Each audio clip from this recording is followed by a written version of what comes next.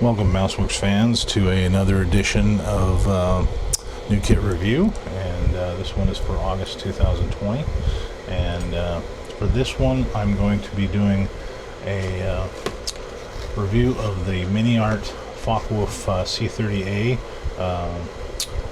and this one is actually a very interesting kit. It's not really new, but they're doing different versions of this. One in German, one French, one British, and so forth. But it's a gyrocopter that they did experimenting with, and nice that they did it in 35th scale.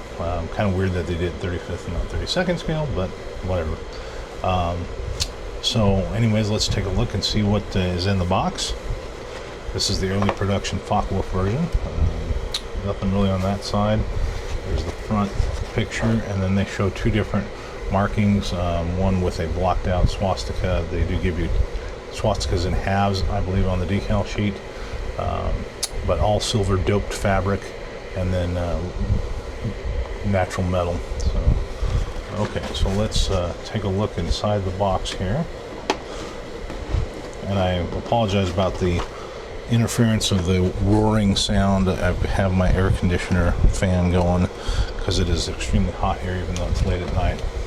So we're getting up to the 110, 120 degree range here. So anyways, okay, so let's first take a look at the instructions. Full color instructions, which is really always nice. Has a picture of that was on the front. They start out with the actual color chart to paint the model instead of it being at the end. So obviously that's because this first page is a slick color print. Looks real nice. They've got a layout of all the sprues. They've got a color chart here, which this is what I love about Mini Art. They don't do their own paints, so they don't just give you their own paints. So they actually give you a whole bunch of different other companies. They give you Vallejo, Mr. Color, Life Color, Tamiya, AK, Mission Models, Hataka, Ammo MIG, and then they give you the actual color name. So really cool that they do that. It's got some photo etch and some nice looking decal sheet. So they start out with the assembly of the motor. There are some photo etch parts here and there. The belts, the interior pieces, fuselage, and then the actual auto gyro frame, engine cowl, rudders. Nice that rudders and stabilizers are separate, so you can position those.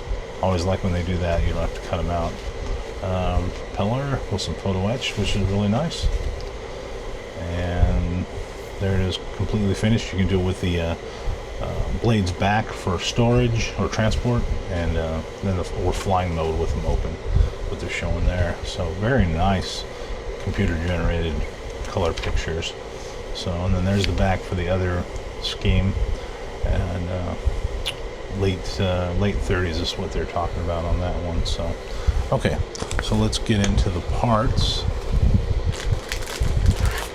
Now they did put everything in one bag, but the clear is in a separate bag within it, which is nice. That way it doesn't get scratched up.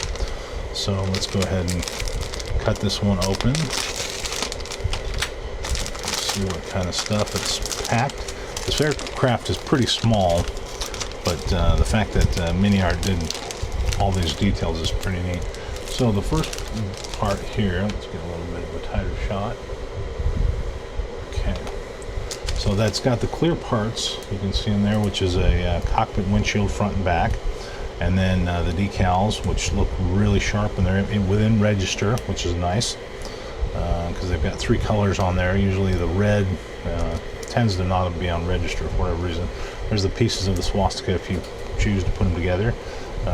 Basically they do that so by you putting them together, you're responsible for making the swastika, not them. That's why they do that. So, and that way they can sell it in other countries in Europe. So okay, this is something Mini Art's been doing, is they put all their photo etch in a little hard pack cardboard envelope, which is nice. Keeps things from getting bent, keeps things from getting messed up. Okay, photo etch looks real good. It's got belts, some of the pieces to the engines and a few things here and there. Looks real clean. There is raised detail on it, which is really cool. Not a whole lot of it, so it's not too intimidating. I also like the fact that all these companies that are doing photo etch are now putting them in the skin, which is nice because it'll keep things from flying off. All you have to do is actually cut the tabs to the part and then cut the skin around what you're taking off, peel that back, pull that part out. And these other parts don't get caught on anything, and it's kind of adhesive, so like I said, they won't go flying out. So I always like that. Okay, real thin photo etch too. Okay, first thing that's coming out is the blades, the rotor blades, and these are slide molded parts. So you can see that that's actually got multiple part molds, so they can actually make a hollow tube here. The blades, it's not a warp problem, it's actually done correctly. They actually put a warp in the blade because they were so long that they would actually sag. So they actually put that in the model, so you got to make sure you get these correct side up. So that's really cool they think of that. You don't have to do that yourself. Again, companies that are actually thinking things through is very comforting. Okay, so this sprue here, now one thing that I wish they would do, like some other companies have done, is put a big letter of the sprue and then cut out that letter so you can actually see it, instead of having to put tape on there and marking it, which is what I do. Just makes it a little easier and easier to find the parts. But anyways, this one is got a lot of the framing pieces for the landing gear. This is very nice that that's one piece, because, and it's slide molded too. Trying to glue these together and make them straight, that would be nuts. That would be something Trumper would do. They try to make giant part counts. The seat's pretty bare, but they do have cushion indentations in them. And it looks like they were very careful to try to put the knockout pins on the backs of things. And then they have some of the floating knockout pins, which is nice, instead of trying to put them on one of these pieces, which you'd never get them off and never be able to sand them, get rid of them. Okay, next up is the wheels.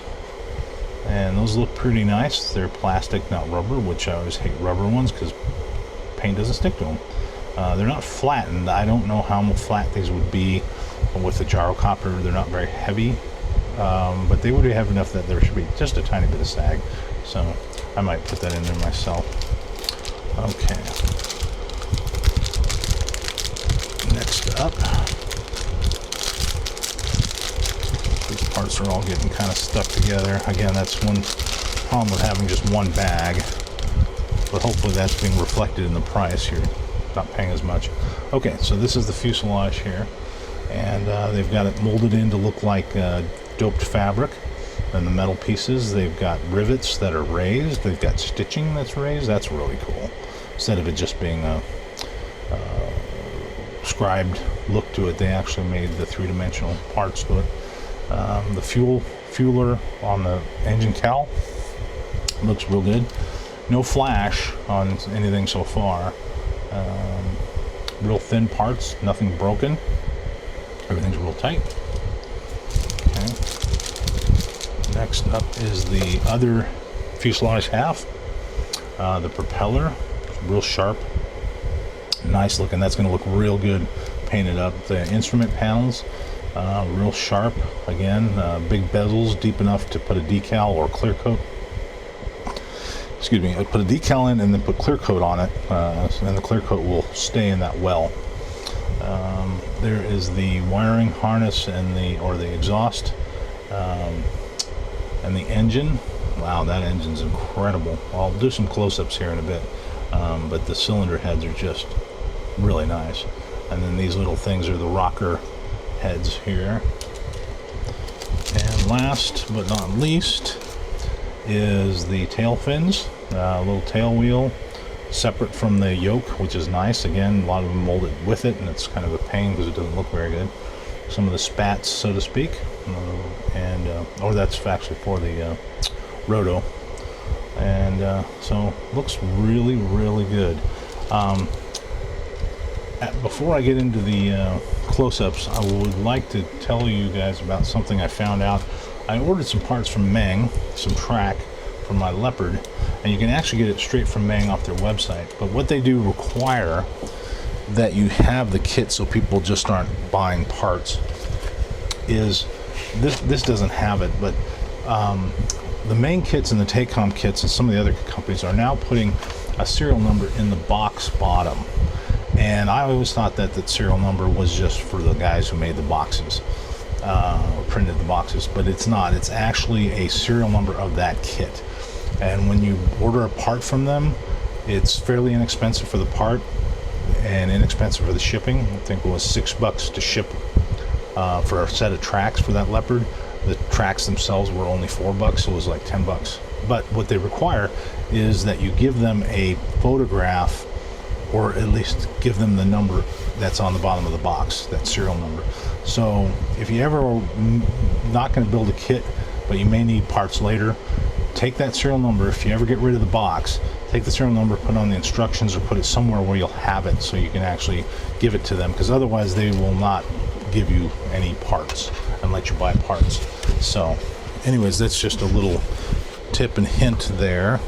So anyways, so we're looking real good on this kit. This is going to be a nice fun build. Hopefully it won't be too crazy trying to super detail the engine. I did finish mini art, a couple other kits, and they fit really well. Everything's nice and clean, fits real good. So anyways, if you guys want to see any particular kits or have any questions about the reviews, the inbox reviews, just let me know in the comments below.